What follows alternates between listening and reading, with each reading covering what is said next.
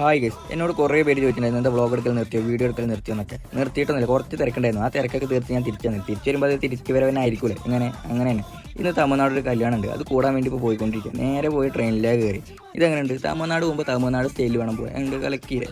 അങ്ങനെ നമുക്ക് ഇറങ്ങേണ്ട ശേഷം വന്നപ്പോൾ നമ്മൾ അവിടെ ചാടി ഇറങ്ങി നേരെ റോട്ടിലേക്ക് നടന്നു. റോട്ടിൽ കൂടെ പോകുമ്പോൾ കണ്ടതാ കൊക്കരൊക്കെ ഒരു ഹോട്ടലിൻ്റെ പേര്. നേരെ ഹോട്ടലിൻ്റെ ഫ്രണ്ടിലാണ് പോയിരുന്നു ബസ് കത്ത്. അവിടെയാണെങ്കിലും പൂര വേലി. അങ്ങനെ കുറേ കഴിഞ്ഞ് ബസ് വന്നപ്പോൾ അതിലാ ചാടി കയറി. അതിൽ വേറെ കിട്ടി. തമിഴ്നാട്ടിൽ ലേഡീസിന് പൈസ വേണ്ട പറഞ്ഞാൽ ബസ്സിൽ കയറി.